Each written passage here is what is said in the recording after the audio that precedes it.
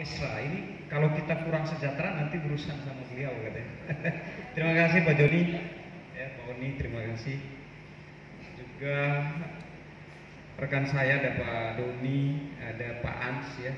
Kami dulu sama-sama kuning, tapi kayaknya udah berbeda kita sekarang ya. Teman lama bertemu kembali katanya. Sekarang kita di bendera. Kita sama-sama. Kita di bendera gereja kuning. Kenangan terakhir itu Natal Nasional katanya. Saya dengan beliau sama-sama dampingi Pak Abu Rizal Bakri waktu itu. Selamat datang juga ya, ada BKRI yang hadir, itu selamat datang ya. Dan Romo Pastor Brother Romo Maksi yang saya selalu menyimpulkannya sebagai motivator, penggerak bagi kita yang ada di Pemuda Katolik. Beliau ini sesibuk-sibuknya sebagai pastor, tetapi selalu meluangkan waktu, pikiran, tenaganya buat kita yang ada di Pemuda Katolik. Tepuk tangan dulu. Ini sekaligus profesiat yang sudah doktor dan membanggakan kita semua. Ya, lama-lama kita bisa panen profesor ini di Pemuda Katolik ini. Juga para senior ya, Bapak Nikose, Kakak Nikose, dan tentu semua yang tidak bisa sebut satu persatu. Ya, ada Kak Joy yang juga turut serta, Kak Christine, ya, Kak Vian, ya, Kak Valo, semuanya saya dan semua calon anggota baru. Tentu pada tempat yang pertama mari kita panjatkan puji dan syukur kehadirat Tuhan Yang Maha Esa atas berkat, kasih, dan cintanya lah yang mempertemukan kita semua pada malam hari ini, pada kesempatan istimewa ini. Kembali ke spirit, kembali ke firman, kembali ke isi khotbah. Ini semua karena belas kasih Allah. Kita belajar dari Amos yang tadi Romo bilang gitu ya. Lalu yang kedua saya ingin menyampaikan terima kasih seraya apresiasi teristimewa buat Komisariat Cabang Kota Kupang yang hari ini menyelenggarakan Rakercap, Mapenta sekaligus pembentukan komisariat. Dan apresiasi setinggi-tingginya, terima kasih setinggi-tingginya kepada pemerintah Kota Kupang. Salam terima kasih kepada Wali Kota. Ya, ini kolaborasi yang apik. Ketua Komda titip salam katanya, dan seraya mohon maaf karena tidak sempat hadir, dan izinkan saya mewakili Ketua Komda pada tempat ini dalam momentum yang bermartabat ini. Ini menurut saya kolaborasi yang apik dan mitra yang sangat sejati menurut saya. Kenapa? Dalam rekaman dan memori saya, antara Pemuda Katolik, Komisariat Cabang Kota Kupang dengan pemerintah itu selalu jalan beriringan. Sebentar-sebentar baku kritik itu biasalah gitu kan. Kan itu namanya sahabat gitu. Jadi karena itu saya kira ini peluang besar, ini momentum yang mestinya dioptimalkan oleh kader-kader Pemuda Katolik. Tidak sedikit ya, ini Pak Ans boleh dong ditularin di Malaka. Dulunya anggaran 300 juta, karena pandemi Covid agak dipres-pres, tetapi dalamnya ada dua nomenklatur, di dalamnya ada UMK juga. Tapi judul di nomenklatur APBD-nya itu Pemuda Katolik. Makanya saya bilang, rugi kalau tidak masuk di Pemuda Katolik. Justru di Pemuda Katolik lah, ini bisa kita dengan berjumpa. Nah ini, Ketua PKB ada di sini, Ketua fraksi sekaligus Ketua Komisi 4. Ketua fraksi Nasdem ada di sini, Ketua Komisi 1 sekaligus katanya. Anggota juga ada di sini gitu. Sebentar-sebentar kan bisa ganti ketua fraksi katanya. Kalau kita susah, cari Romo Maksi itu susah saja. Tapi kalau di Pemuda Katolik semuanya menjadi mudah. Begitu juga ada kabak Kesra di sini, ada Pak Asisten di sini. Jadi enak gitu. Saya inginnya santai-santai aja sama sampaikan. Jadi karena itu sekali lagi saya memberikan apresiasi, dan tentu kami dari Komda selalu melihat Komisariat Cabang Kota Kupang selalu melihat lebih. Kenapa? Karena ini miniaturnya NTT. Konsep itu rasa-rasanya Komda. Seluruh etnik, seluruh suku, seluruh agama, seluruh kelompok itu berhimpun di Kota Kupang yang kita kenal sebagai Kota Kasih. Maka kami selalu berharap, kami selalu optimis, kami selalu meyakini kalau Pemuda Katoliknya di tingkatan kota ya berjalan dengan baik, maka kita sedang mengurus seprovinsi Nusa Tenggara Timur. sebentar dia mapenta di sini, besok dia pulang, dia sudah punya tiket untuk mengurus kabupaten-kabupatennya. Dan ini karena apa? Semangat ketuanya yang luar biasa. Satu-satunya ketua perempuan ini. Kita tepuk tangan. Jadi beliau ini sangat padat sekali. Saya tahu benar beliau sangat padat. Ketua stasi melekat. Ini rasa-rasa ketua DPP karena katedral baru dirubuhkan, sedang dibangun.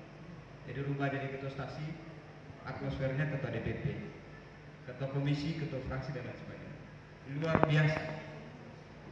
Saya kira bukan tidak mungkin besok ini ada ketua perempuan baru dan lain sebagainya di kabupaten-kabupaten lain. Biasanya tadi saya dengar beliau marah. Kalau mama marah itu menghendaki anaknya baik-baik semuanya. Kalau perempuan yang marah, saudari yang marah itu menghendaki saudaranya baik-baik adanya. Kalau kakak yang marah itu menghendaki adik-adiknya yang baik-baik semuanya. Rasa cinta ya sebetulnya gitu. Gitu loh. Jadi karena itu, tapi saya baca sinyal ini lagi rombongan besar dalam perjalanan Ibu Ketua. Tidak usah gelisah gitu. Toh Yesus juga hanya mengurus dunia, hanya 12 murid. Satu pun menjadi pengkhianat untuk menggenapi kesempurnaannya dia datang ke dunia. Gitu. Kalau salah nanti itu kurang lebih. Dan karena itu tentu kami berharap besar supaya apa? Mapentanya berjalan dengan baik, rakercapnya berjalan dengan baik, ya. Pembentukan komcapnya itu harus sukses. Gitu. Dan dalam apa? Tadi sudah, karena kebetulan saya juga melekat pada pengurus pusat. Memang ada semangat baru yang sedang dibangun di Pemuda Katolik. Itu proses dan momentum kelahiran baru sebuah organisasi dengan semangat paradigma baru pengelolaan organisasi yang modern sesuai dengan perkembangan zaman. Jadi Pemuda Katolik itu harus mampu menangkap sinyal kemajuan dan perkembangan zaman yang sedang dan terus terjadi. Apa itu paradigma baru? Ya. Orang bilang ini pengelolaan organisasi, proses konsolidasi organisasi yang berbasis potensi dan sumber daya anggotanya. Jadi tidak bisa lagi kita latih pidato-pidato terus dari pemimpin, tidak bisa lagi begitu sekarang. Jadi ketua organisasi tidak cukup. Sekarang ini mesti kita fokus. Harus ada orang yang profesional yang tumbuh lahir dari proses di Pemuda Katolik. Harus ada ASN yang profesional. Harus ada akademisi yang profesional. Makanya tadi Ibu Ketua menyampaikan, nanti ke depan ini tidak bisa lagi kita seperti sebelum-sebelumnya. Kalau kami dulu mulai latih jalan, bagaimana jalan seorang bupati, jalan seorang otoriter, rasa-rasanya bupati kursinya cuma satu. Tapi masalah kita di Republik ini, masalah di pemerintahan ini, masalah pertumbuhan ekonomi, masalah kesejahteraan umum, masalah pengangguran, masalah angkatan kerja, masalah kreativitas, masalah inovasi. Oleh karena itu menurut saya, menurut pengurus pusat, menurut Komda, bagaimana PK membantu pemerintah, membantu gereja, masalah kemiskinan. Cukupkan saja membuat kader Pemuda Katolik yang punya imajinasi, punya kemampuan daya kreativitas yang tinggi, yang punya daya kreativitas yang mumpuni. Sehingga apa? Dia tidak masuk dalam klaster pengangguran. Gitu. Dia tidak masuk dalam klaster stunting, apalagi kemiskinan. Gitu. Karena itu saya nitip Ibu Ketua, kalau boleh berikan satu kado di Rakercap ini, bikin aja 1-2 program yang memang fokus. Taruhlah dari misalkan nanti konsennya di apa? Ini kita konsen melahirkan pengusaha baru. Taruhlah kalau dari proses ini kita panen di 3 tahun lagi cukup 5-6 pengusaha hebat yang lahir dari Komcap Kota Kupang diberikan kepada Kota Kupang dan diberikan kepada NTT. Kenapa? Karena dia turut serta dari usahanya, bisa mencetak lapangan pekerjaan, bisa mendorong pertumbuhan ekonomi, bisa memperbaiki situasi lingkungan yang ada di Kota Kupang. Saya kira seperti itu. Lalu yang berikutnya adalah, saya kira kita tidak bisa lagi pola organisasi yang datang dijemput pulang diantar, nunggu undangan, nggak bisa. Kalau gitu ketua ini super sibuk. Apakah harus menunggu ketua undang? Menurut saya tidak pas juga. Di mana semangat pemuda kita, kan begitu? Ya. Jadi saya kira, ya ini beliau selalu bilang, saya berhenti ya, saya tidak mau lagi kursi. Tapi beliau mau juga gitu. Tahun depan katanya pensiun gitu. Karena itu saya pingin, ya ini masa transisi, masa normalisasi. Jadi saya berharap kita usung semangat normalisasi dan semangat transisi ini dipersiapkan dengan baik.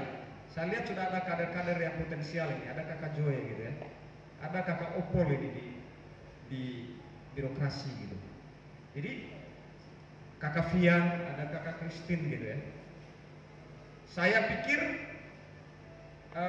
bagi teman-teman yang baru bergabung, Pemuda Katolik ini saya selalu mengatakan bahwa ini wadah besar, rumah besar sekali, sangat. Teman-teman lihat kemarin pelantikan pengurus pusat, kardinal datang, beberapa menteri datang, DPR RI datang, kemarin di provinsi gubernurnya datang, ya kan, sekda, uskup, luar biasa. Artinya apa? Mestinya kita punya keyakinan bahwa kita masuk di dalam rumah yang besar. Kalau kita sudah punya keyakinan itu, maka pasti ada rasa kebanggaan yang tumbuh dalam diri kita. Kalau sudah ada rasa tumbuh, barulah kita memulai ada rasa memiliki terorganisasi. Dari situ kita memberikan waktu, tenaga, pikiran, dan apa yang kita miliki. Saya akan tidak ada pengorbanan yang sia-sia. Tidak ada pengorbanan yang sia-sia. Mungkin karena itu juga, Rob, saya biar sibuk-sibuk. Ada yang kurang kalau saya tidak hadir di Pemuda Katolik. Gelisah saya kemarin, kenapa saya tidak bisa terlibat aktif gitu. Kenapa? Karena saya tahu benar kontribusi Pemuda Katolik. Saya itu kalau pakai bendera Nasdem, Pak Ans, nanti kalau Pak Ans pakai PKB, nggak mungkin uskup terima, nggak mungkin Romo terima. Tapi coba pakai bendera Pemuda Katolik, diterima, pintunya lebar-lebar. Amin. Itu saya kasih tahu. Ini senjata luar biasa. Karena itu menurut saya, ayolah mari kita membangun rumah besar ini secara bersama-sama. Ini bukan peran saya, bukan peran Ibu Walde, bukan peran Ketua Komda, Kakak Christine yang selalu mendedikasikan waktu dari waktu ke waktu. Ini peran kita semua. Saya lihat sudah ada mau kolaborasi lintas paroki. Mari kita bangun secara bersama. Sehingga kelak kita melihat rumah Pemuda Katolik yang megah karena ada kreativitas, inovasi yang tumbuh dengan subur, membangun Nusa Tenggara Timur, membangun Indonesia Raya. Sekian dan terima kasih. Terima kasih kepada pemerintah Kota Kupang, ya. Terima kasih kepada Bapak Wali Kota, Bapak Dinus, Romo, Pastor Moderator. Kami tidak bisa menyumbang di Pemuda Kota ini. Ini masalahnya APBD sudah duluan, gitu kan? Nanti kalau kita masuk dari kasna Komda itu Romo bawa belur lagi kami minta, gitu. Jadi kami mendoakan dan mendukung sukses sampai selesai. Saya berusaha sebagai sekretaris Komda, saya menemani sampai selesai. Gitu ya.